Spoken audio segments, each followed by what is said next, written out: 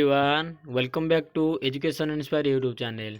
सो षष्ठ श्रेणी पिलाने आज आम डिस्कसन करवा तुम भूगोल बही पाठ 7 टॉपिक रो ना होउची अंटार्कटिका। यही टॉपिक रो पिला आम समस्त क्वेश्चन आंसर डिस्कसन करवा। ये रही पिलाने तुमर क्वेश्चन यही जिते सब क्वेश्चन गुड़िक अच्छी सब गुड़िक पिला आम टॉपिक को आम कवरेज करवा अथवा यार क्वेश्चन आंसर डिस्कसन करवा। सो ये गोटे कथा कही रखी पिले जदि आम चैनल को प्रथम विजिट करता हो ताले आम चैनल को लाइक एंड शेयर एवं सब्सक्राइब करने सहित पाखरे थी बेल आइकन को प्रेस करूँ जद्वारा आपण मैंने आमर आगामी अथवा नेक्स्ट वीडियो गुड़िक सर्वप्रथम पाइपर। ओके तो पिलाने चलती भिडटी स्टार्ट करवा ना। प्रथम क्वेश्चन पिला आमर अच्छी ना क्षेत्रफल दृष्टि अंटार्कटिका पृथ्वीर केउं स्थान रही ना। क्षेत्रफल दृष्टि अंटार्कटिका पिला आम पृथ्वीर पंचम स्थान अधिकार करिछि।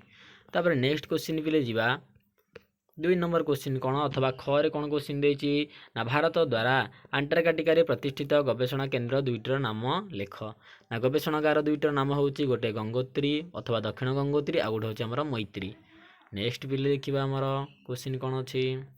नेक्स्ट क्वेश्चन ना एही महादेश केउं दुईटी अक्षांश मध्य अवस्थित ना। अंटार्कटिका महादेशटी हमर 66.5 डिग्री दक्षिण समअक्ष रेखा और दक्षिण मेरु मध्य अवस्थित। तापर प्रश्न रही ना अंटार्कटिका को केउं केउं प्राकृतिक विभाग में विभक्त करा जायछि ना। प्राकृतिक गठन दृष्टि अंटार्कटिका को दुई भाग विभक्त करा जायछि गोटे पूर्व अंटार्कटिका आ गोटे होछि हमर पश्चिम अंटार्कटिका। ओके हमर जो टोटल अंटार्कटिका को पिले हमर दुई भाग विभक्त करा जायछि ना। गोटे रही हमर कोन ना पूर्व अंटार्कटिका आ गोटे होछि हमर पश्चिम अंटार्कटिका प्राकृतिक गठन दृष्टि। नेक्स्ट देखिए पिला हमर ना अंटार्कटिकार जलवायु किपरि जो अंटार्कटिकार जलवायुटा अच्छी क्लाइमेट कंडीशनटा किभଳି भाबरे ना। समग्र अंटार्कटिका महादेश रे वर्ष सारा अत्यंत ठंडा अनुभूत हुए। यह सब बेले बरफावृत रहे। एठारे सर्वदा तुषारपात मध्य होइथाए ना। समय समय बरफ झड़ होइथाए।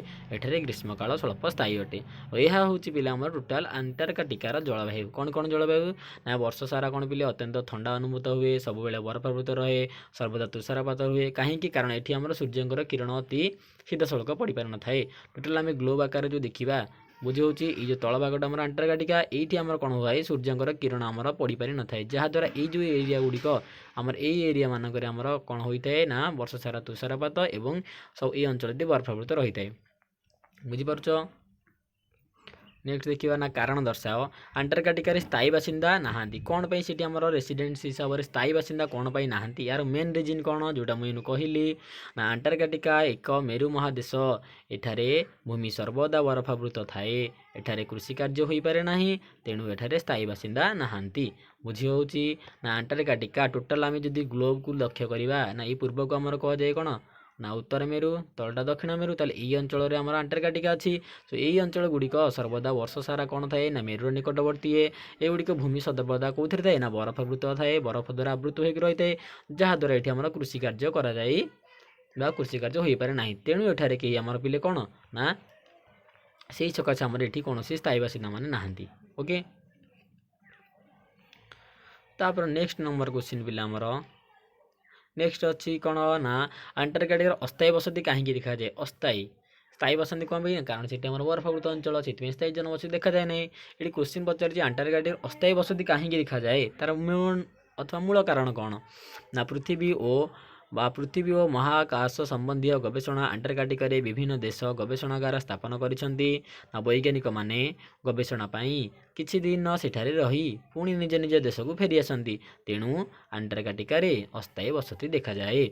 जो पूर्वर आमर क्वेश्चन गोटे आसाला ना भारत आमर कौ दुईटी जे गवेषणा केन्द्र गोटे पड़ता आमर गंगोत्री हाँ कि नहीं आ गोटे मैत्री।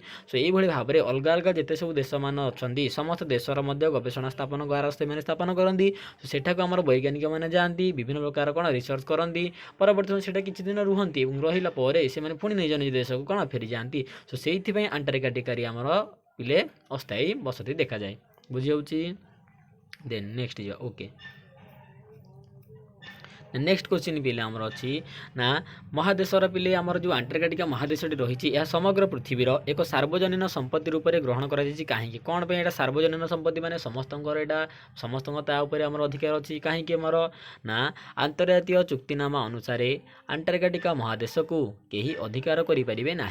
पृथ्वी और महाकाश गवेषणा पाई विभिन्न देश एठारे गवेषणागार मान स्थापन करिसेंती।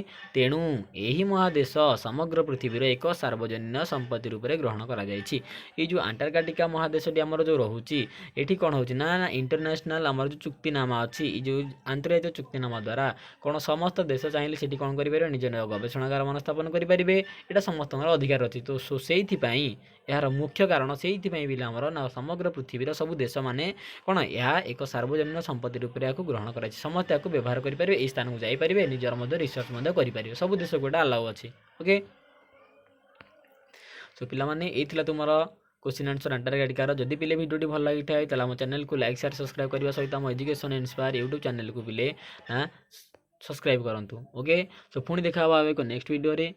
Thanks for watching this video. जय हिंद, वंदे मातरम।